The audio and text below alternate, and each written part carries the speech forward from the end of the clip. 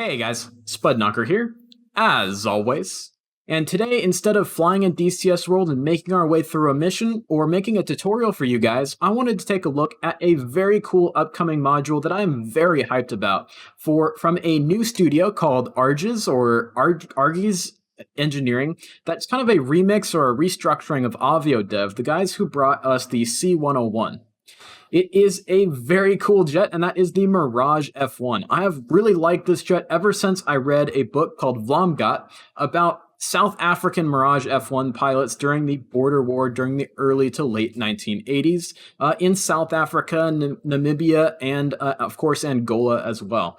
It's a really interesting jet. I really like it. It's very, very cool, and it is an awesome relic of Cold War history that is still being flown and is still in active use around the world, and is now going to join private aggressor forces for contract work here in the United States to provide bad guys for the United States Navy and Air Force to fly against and hone their dogfighting skills and BVR skills. So it's very, very cool. And I, like I said, always really, really like this jet. I think it'll be a great addition to DCS World. One of the biggest reasons I think it'll be a great addition for DCS World is because it's one of those aircraft that I think is actually remembered more for being a bad guy than a good guy aircraft. What I mean is the Iraqis flew a massive fleet of Mirage F1s during the Iran-Iraq War and subsequent 1991 Gulf War. And of course, everybody is celebrating the 30th anniversary since the coalition air war against the Iraqis in 1991. And so it is a really cool time to have a Mirage F1 coming to us. Of course, back in 1991, a lot of Saddam's Air Force fled to their former enemy, Iran, which is kind of interesting, in my opinion, in its own right, to escape the coalition slaughter of the aircraft on the ground, in their revetments, and of course in the air as well. Those F-15 Eagles were definitely very hungry for MiGs and Mirages. And so as a result, to this day, there are a few Mirage F1s being flown in Iran as part of the Islamic Republic of Iran Air Force. Kind of a very cool little tidbit of history. And I always really enjoy those little stories of those small fleets of jets that kind of soldier on, like the Iranian F-14 Tomcats and F-4s and F-5s. The Iranian Air Force is just a very, very interesting and fun topic to research, in my opinion.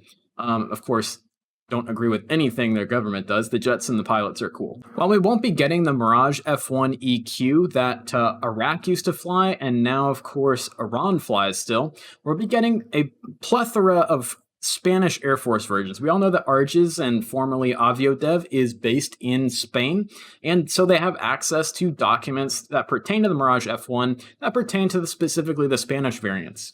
However, other countries, already mentioned Iraq, Iran, and South Africa that flew the Mirage F1. And a lot of other interesting and small countries flew the Mirage F1, including Libya for a number of years. Some of the Libyan Mirage F1s were actually recently reactivated, upgraded, and then subsequently shot down by MANPADS and other SAM systems in the recent Libyan civil war. Kind of an interesting little side note as well. Morocco flew them. Gabon flies them right now. They fly some Mirage F1AZs that were reactivated from storage in South Africa. Ecuador flew them for a while. So a lot of really interesting little air forces kind of that are all in these little tiny brush wars around the world, in mostly the third world, of course. And the interesting thing, of course, Greece flew them, so that's a big one. A lot of DCS World players in Greece, so they're going to be able to have some fun with an aircraft that was from their Air Force that'll fit perfectly with the upcoming A7E Corsair for filling out their historical Air Forces as well. One cool thing about the the Spanish versions of the Mirage F1 is most of the time, rather than using the Matra Magic type missiles, in which the F1 could only carry 2 of those on the wingtips, this Spanish Air Force Mirage F1, which is an F1B, because it is a dual cockpit, dual seater version that we can see here. Of course, we got 2 seats up here, is the fact that the Spanish Air Force, as well as the Greek Air Force Mirage F1s, could carry Sidewinders. And we can see Sidewinders here, and they could carry a total of 4 of them, rather than the reduced load of only 2 Matra Magics, which is very interesting and very cool in my opinion. And it'll definitely add some, more potency to the Mirage F1 in DCS World, of course. And I believe that we in DCS World are going to be getting the C variant, the E variant, the B variant, and the M variant, which are all variants that were used at different points by the Spanish Air Force. The C variant being kind of the earliest, mostly geared toward intercept roles with an air-to-air radar, as well as some IR-guided missiles, mostly Matra Magics for most export customers, as well as Sidewinders. So kind of being a bare bones basic Mirage F1 with the Echo being kind of the multi-role version. I believe this is when the Super 530 type missiles, which are radar guided, of course, were added to the inventory of the Mirage F1. And of course, we've got the EQ model that kind of comes off of that. That's that very famous Iraqi model that could fire the Exocet missiles. That was the scourge of shipping in the Persian Gulf throughout the 1980s.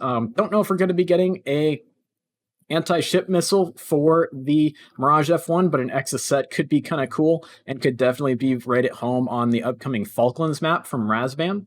The B is what we're seeing here. Of course, we got a big two-seat B version here. I love the fact that they're making a two-seat version of the Mirage F1. I think that'll be a ton of fun, and hopefully, of course, it'll be multi-crew, which I'm sure it will be, because AvioDev already has an airplane that is multi-crew and has 2 slots available for players in multiplayer. I would love to see more dual-seat versions of aircraft in DCS World. Like if we had an F/A-18D, I think that would be fantastic. That would be really, really cool to have an F/A-18D, to fly and be, forward air controller airborne, things like that could be very cool with having a 2-seater, as well as helping your friends get up to speed with flying the Hornet or something like that. A 2-seat F-16 would also be very, very cool. And then we have the M variant over here. The M variant is a very new, well, not very new. It was a upgrade to the old C or Charlie and Echo versions of the Mirage F1 that occurred, I believe, in the early 2000s, right before the Spanish Air Force was going to just go ahead and scrap the Mirage F1 fleet, replacing them, of course, with F/A-18s that are called E-18As in Spain, which is actually kind of funny. It was an upgrade to kind of give it a bit of a glass cockpit. And the other screenshots we're going to take a look at today have that glass cockpit interface that we'll see. And you'll see it's a very partial panel glass cockpit with only one MFD, which is kind of cool. It'll be different from any of the aircraft that we have in DCS World that do have that glass cockpit, which could, I think, hopefully maybe open the door to seeing more upgrades of older aircraft in DCS. Like, how cool would it be to have, say, a upgraded F5 or something like that in DCS? But it's the cockpit and the interface that's in there actually reminds me a lot of what the F14D cockpit looks like in terms of the way they smashed in a couple MFDs into that cockpit. So that's very, very cool. And it would be very cool to be able to have one jet with lots of different variants in it, because I think that DCS World pilots would be very interested in that kind of thing. One kind of interesting thing, kind of looping back around to these Sidewinders on the French jet, is that the Spanish Air Force, since its inception into NATO, which is actually quite late, I want to say the late 1970s, after the dictatorship of Franco went under, the Spanish have always had a policy of having half American aircraft and half French aircraft. Kind of interesting. And they continue that tradition to this day. Or I should say European aircraft rather than French aircraft. They continue that tradition to this day with it, half their Air Force being E-18As and the other half being EF-2000s. So, a lot of DCS World aircraft and modules that are upcoming, including the Eurofighter, are really filling out a lot of very cool air forces throughout the world in terms of their inventories. And so that's why the Spanish definitely wanted some Sidewinders on their French jets instead of just sticking with those Matra Magics. Kind of some good interoperability there between their aircraft types. So let's go ahead and start looking at the cockpit. So here is kind of a view of the HUD and the front windshield of the canopy of the Mirage F1M. These screenshots here in the cockpit are going to be of the Mirage F1M, and different from the screenshots that we've seen earlier from Aerges and Avio Dev of their Mirage F1 is that we have a HUD in this aircraft rather than just a gun sight, which is definitely interesting. We've also got a camera here for capturing the view of the HUD for later use in training and whatnot. And it's definitely a fantastic upgrade. We can even see there's a bit of what looks like kind of a UFC down here or upfront controller for inputting commands and things into the avionics of the jet. You can see we've got some brightness knobs down here, addition, subtraction symbols, DCL, and then what looks like an ODU right here, which will be very familiar to pilots who have flown the Aviate-B and F-18 in DCS World. So very cool there, and we of course very reminiscent of what we see with the Mirage 2000 in DCS World from Razbam is the countermeasures controls are up here on the left-hand side, close to the HUD. Now, in the Mirage 2000, they're a little bit further off to the left-hand side, but they're still in roughly about the same location. This looks like a chart light up here, which could probably definitely get in your way. It looks like maybe there's a way to take that off or stow it somehow to kind of increase your forward visibility. A refueling probe right here, very interesting. A lot of Mirages were delivered without refueling probes. The Mirage F1E was the variant that kind of more or less standardized on the refueling probe on the Mirage F1. However, I believe about half of the Iraqi Mirage F1 EQs were delivered without refueling probes, and about half were, probably a little bit less than half. But I believe the ones that were definitely armed with the Exocet missiles that, of course, were the scourge of the Persian Gulf back in the 80s, were definitely had air-to-air refueling probes. Whether the Iraqis used them that much, I'm not totally sure. I'd have to do more research on that. With back to the countermeasures, we can see we can drop single chaff and flares, multi-chaff and flares, and or a program. And it looks like this pilot here is maybe having a bad day over the battlefield, or he's just on a cross-country training flight or something like that, because he has no countermeasures left in his buckets. So that would definitely be a bummer if you're flying over Indian country. And it looks like we've got some master caution reset lights and buttons up here. So obviously going to have those. And it looks like we've got some old-fashioned steam gauges down here. I can't really read these, so I'm not totally sure. They look like engine instrumentation to me from this picture here. So why don't we go ahead and move on to the next screenshot of the cockpit of the Mirage F1M. So here's kind of a more zoomed out view showing us kind of what we saw earlier from a much further out perspective, as well as including the rest of the cockpit and the ejection seat. That it looks like the developers of this module are going all out when it comes to the cockpit of this aircraft. The ejection seat looks very well detailed, and in general, the cockpit looks like it's been beat to shit. That's for sure. But like we said earlier, this is because it's got a refueling probe. I'm guessing this was a Mirage F1E that was upgraded to the M standard. So it was probably delivered in the mid-1980s and then upgraded, in the early 2000s. So I'm sure this jet has been around the block and has flown all over Spain and probably all over Morocco for a very, very long time. The external model here doesn't look that great, but I would ignore that. I mean, the module is not coming out tomorrow, so everything you're seeing here is of course going to be work in progress, but the cockpit itself is looking very, very nice. A lot of really interesting texturing on, like, say, the headrest here, as well as the braided cable of the ejection seat handle. It just looks like it's going to be a very, very cool and very pretty module.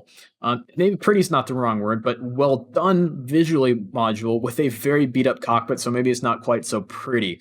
So let's go ahead and move on to the next screenshot here. Now we can see another view of the front of the cockpit, definitely displaying that new MFD that was installed in the Mirage F1M, as well as that UFC or upfront controller. So obviously we got different buttons here for what looks like an ODU kind of situation, plus or minus increments like we talked about earlier, brightness, all that good stuff. And of course, on the MFD, we've got the OSBs that we're going to be used to using in all other kinds of MFDs. It seems to be that most avionics manufacturers across the world, and not just in the West, have standardized on kind of one way of making MFDs and the way they kind of work. So most pilots can hop back and forth between aircraft and kind of more or less figure out how the screens and displays, at least to move between pages and things like that, work. I believe, yeah, I definitely want to say that these gauges over here are definitely for the engine gauges. A lot of Western aircraft, whether they are European or American, have more or less the same kind of cockpit layout in terms of engine instruments kind of being on the right-hand side of the instrument panel, with the, your primary instruments being more in the center, and kind of auxiliary things, and usually armament being on the left-hand side of the cockpit, which looks to be about true in this Mirage F1M. Of course, we don't see the rest of the steam gauges because this aircraft has been heavily modified. Definitely got a Mach indicator right here.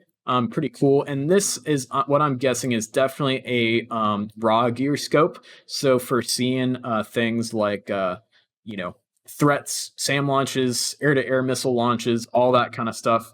In terms of armament on the Mirage F1M, I'm not totally sure. I'd have to do a little bit more research.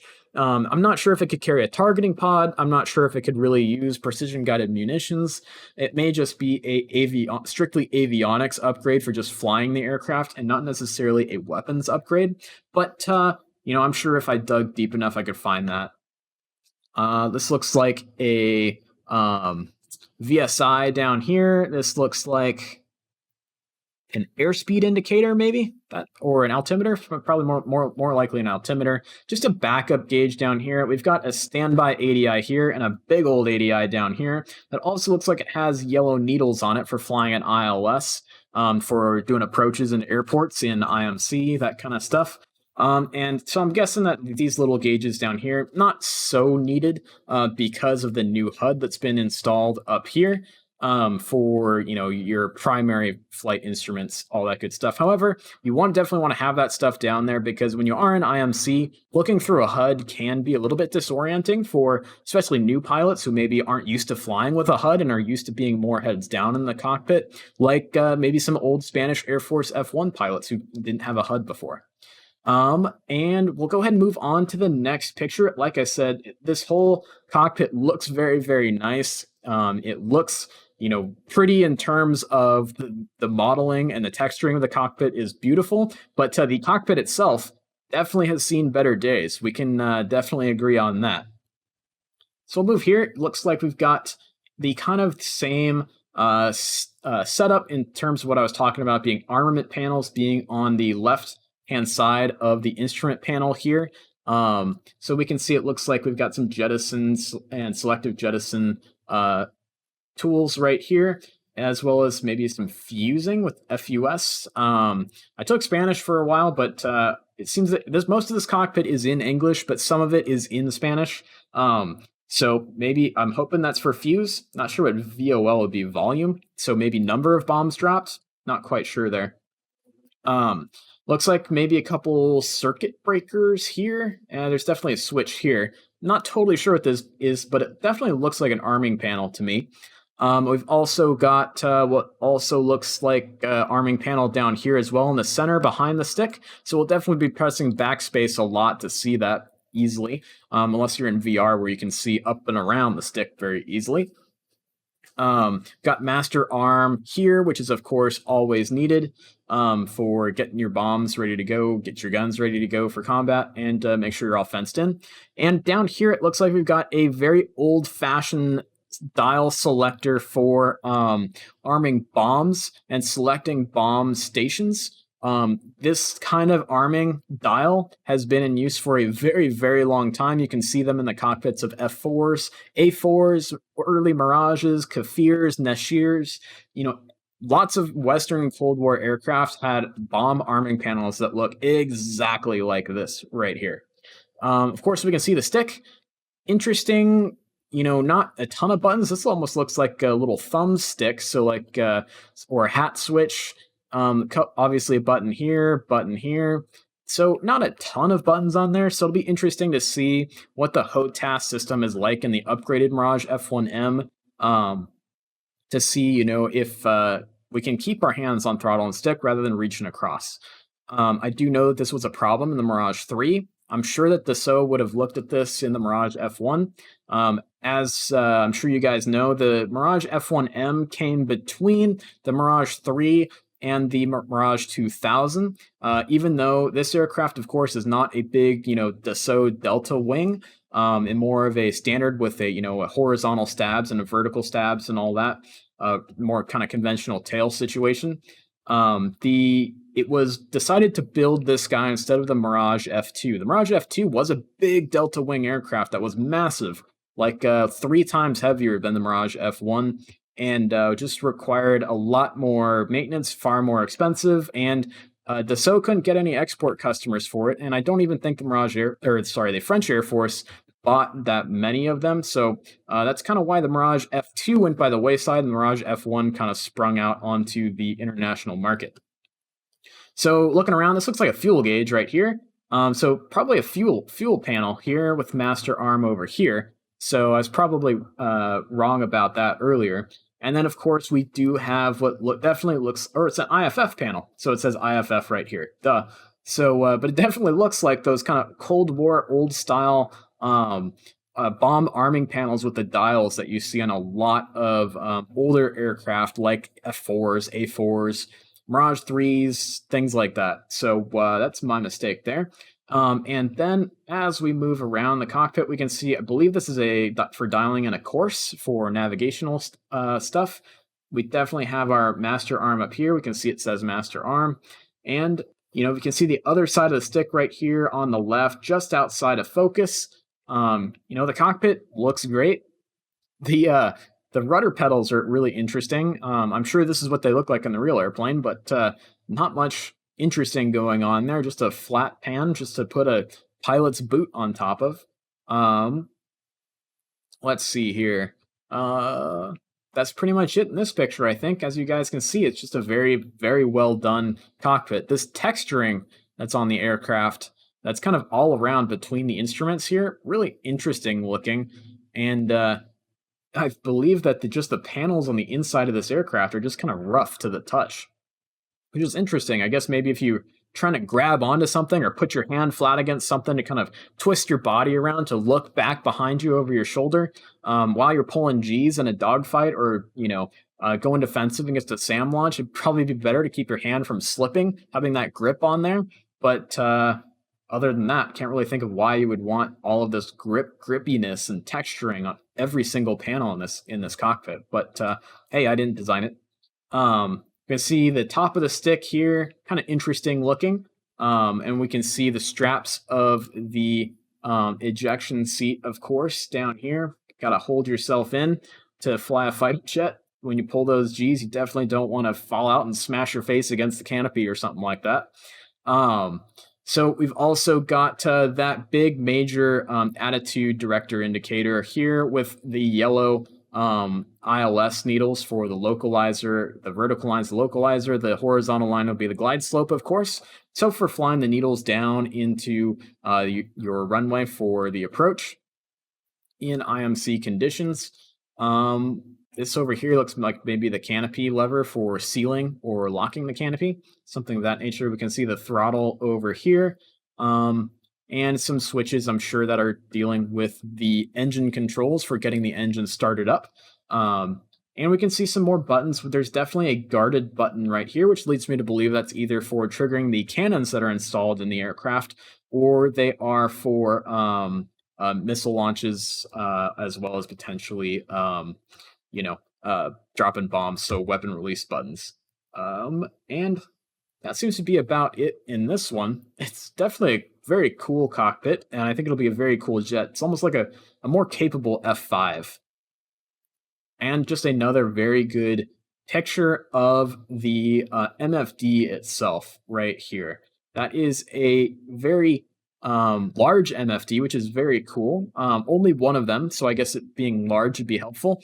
And I'm sure that would be used for displaying targeting pod imagery or sensor imagery, as well as probably the radar. probably will display on that as well, because the radar scope is missing from this aircraft.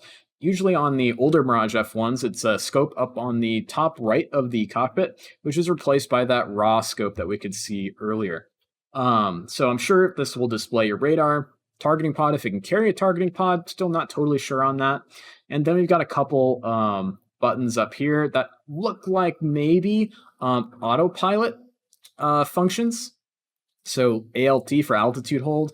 Cap, not totally sure what cap would be. Maybe it would keep you in an orbit over an extended period. This definitely looks like your good old-fashioned canopy locking lever, and then we've got a clock over here as well. So very cool. The cockpit just looks really nice, and I'm definitely hyped up for a Mirage F1 and DCS World.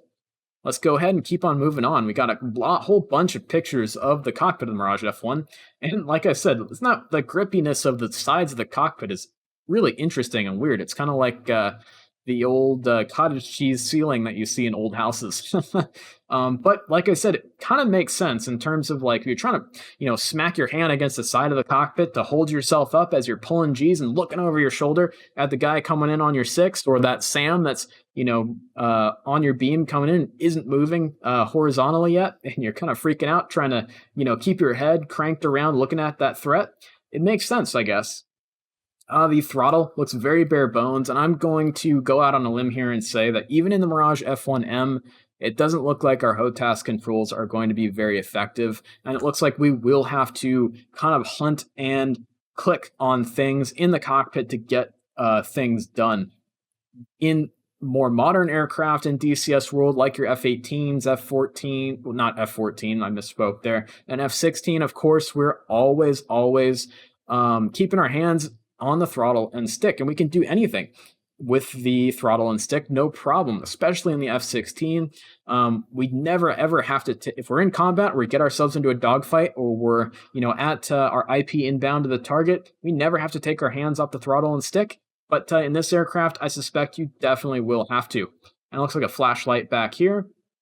An oxygen connection port right here, I believe, as well as radar controls here, maybe? Radar engine controls, something of that nature. Same kind of guarded red switches that are kind of, I guess, a hallmark of Dassault aircraft that we can see a lot of in the Mirage 2000 from Razban. Let's see here. What else can we see? Regulation Secures. Not sure what that is. And then, of course, we can see the straps of our ejection seat back here. You can definitely see that some of this is still work in progress. Like this buckle here is not totally well modeled, but if I were making a DCS World module, I'd probably spend a lot less time worrying about the buckle that our butt's going to be on, and that DCS World pilots are not going to spend a whole lot of time looking at, than, say, the MFD that we looked at earlier that was very nice looking. So, it's kind of about it with the throttle here. Maybe speed brake or flaps out here on here. Finger lift for bringing the throttle up and into the idle cutoff and up and into the idle detent, or over a gate into afterburner, things like that. So not too much to say about here other than just a very cool looking cockpit. And this is really interesting, is that Aviodev, or not Aviodev, but Aerges, the new company out of the restructuring of Aviodev, is taking a look at making a lot of detail in front of the instrument panel itself, which is really cool. And it's not something a lot of DCS World pilots are going to spend a lot of time looking at, like I said earlier, because your eyeballs are going to be on this MFD quite a bit. But still definitely shows off their professionalism in terms of wanting to make a beautiful product for those who are going to buy it. And we can see the sides of the what looks like the MFD or upfront controller, where the countermeasures control panel is up here, looking really, really nice. I guess if you have a VR headset, you can kind of move your head around the cockpit a little bit more and look at these very, very fine details up close, a little bit easier than flat panel track IR users can. We can see that the outside of the support structures of the front windshield don't look great, but of course we're still very much work in progress at this point. Looking at this airplane here, And I'm sure that the external model will look just as good as what we see on the internal model. I wouldn't expect anything less from guys who are trying to make a awesome jet for DCS World. These cables are probably not present in a lot of the earlier Mirage F1s, and they probably have a cover over this area. I could be wrong, but these cables here are probably extra cables that had to be added with the avionics upgrade of the Mirage F1 to bring things like power and all the wires that are shuffling data between the new UFC that's up here as to and bringing that around to the MFD that's here. Lots of new functions that just weren't present and lots of wiring that didn't need to be present in the original build of this Mirage F1E. Like, as earlier we said that most likely this aircraft here that we're looking at was a Mirage F1E at its birth. Of course, not a Mirage F1M. So we'll continue on here and we'll keep looking. And so we can see some, it looks like circuit breakers in the back here, or some sort of electrical panel in the back here behind the headrest of the ejection seat. And my guess here is this is a panel that's going to be used mostly, if not 100%, by the ground crew that's going to be working around the aircraft and getting the aircraft set up and ready to fly for the pilot, as well as when they are going to take custody of the aircraft back away from the pilot after a flight and get everything done they need to get done on the jet to make it ready for the next flight, whether that's a combat sortie or a training mission or whatever, to be able to, secure the flare and chaff buckets and things like that, and make sure that there's not going to be any kind of mishap with a bucket of chaff or a bucket of flares going off on the ground or something like that. We can see a bunch of detail in the ejection seat here. It definitely looks like there's still some things work in progress, like these bolts back here, but it definitely still looks nice. The yellow stuff in the headrest of the ejection seat is definitely strange, at least to me. It could be work in progress colors and textures here, but I've never seen an ejection seat headrest look quite that yellow, for lack of a better term. And it's interesting that this ejection seat does have quite a lot of padding on it, which is kind of not something you don't see very often on a lot of other ejection seats, because as you guys know, when an ejection seat fires, that padding, that squishiness will compress very, very quickly from all the G's, and the ejection seat will essentially smack your butt or smack your head really, really hard to the point where it can even be deadly for the pilot, rather than having the pilot accelerate at the same time as the ejection seat going out the top. But there could be something special about this ejection seat in the Mirage F1. I'm not completely sure about that, but I'm sure folks in the comments here will know plenty about that. Just a little up close picture. We got the MFD down here and the countermeasures control panel right here, looking real good, of course. And we can see that this picture is actually focused on those wires, or these conduits that are holding a bunch of wires running through from the MFD into the nose of the jet. Most likely bring in that data from like the UFC and the radar to be able to pump it to the MFD for display to the pilot. Again, probably cable runs and conduits that were not needed in the aircraft prior to its upgrade to an F1M. Pretty interesting and kind of cool. So maybe there was a cover on here before in front there that was on the F1E or F1C, but because they had to put in those extra conduits and stuff, those covers didn't fit on anymore. So not a ton to talk about here. Obviously, not AvioDev, I keep saying that, but Aerges is flying over the Caucasus map for their testing. Seems that most devs do that. They fly over the Caucasus map for testing, probably just because it's free and why not? So everyone can have lots of different copies of DCS installed without having to worry about, validating purchases of maps and things like that. So it looks like we got another up-close picture of the throttle quadrant. And looking at these switches here, they do kind of remind me of the radar panel and the radar switches, because they're in this more or less the same spot as those on the Mirage 2000. And we can really see just how bare bones the throttle grip actually is in the Mirage F1. So like I said, your HOTAS controls are definitely going to be a bit lacking. in the Mirage F1, I think very similar to the way the F5 is. And so you're definitely going to be hands off your stick and hands off your throttle as you're flying in combat, which is definitely going to be something different for a lot of DCS World pilots that are not used to those kinds of functions, unless you fly the older aircraft on the regular. Kind of an ugly red color for the throttle, but I guess it makes it easy, like in a darker situation, to be able to reach down and grab it real easy, and be able to see it very easily as you're looking down quickly and glancing around the cockpit. And we can see that this Mirage F1 has been beat to crap.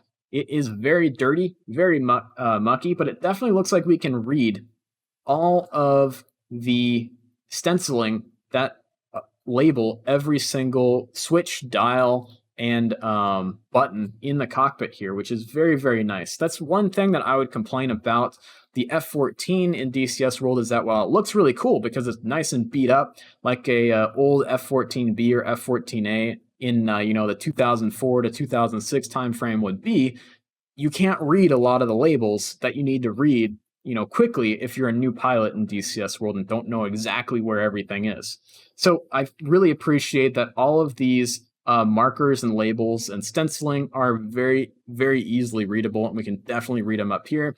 There's probably some cockpit lighting back behind that are backlit lighting the stenciling here.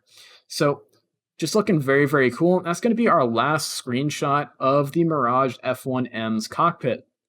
I'm sure you guys can tell already, very excited for this jet. I think it'll be very cool and very fun, and it'll be a fantastic Red Force jet. Whether it has that Exocet missile capability or not, it's going to be very fun to fly against the Mirage F1 in co-op missions, as well as to fly the Mirage F1 for the bad guys as well. So I fully expect to see in public multiplayer servers, Kuwaiti and French Mirage F1s flying against Iraqi and Iranian Mirage F1s. And I also think that, the northern part of the Syria map can be a very good analog for, kind of an Angola, Southwest Africa, northern portion of Southwest Africa analog to have some South African Mirage F1s playing around as well. So I think it'll be very cool jet to have in DCS World and a great addition. So hope you guys enjoyed watching this video, and fly safe out there, and please stay healthy. And we'll catch you in the next one.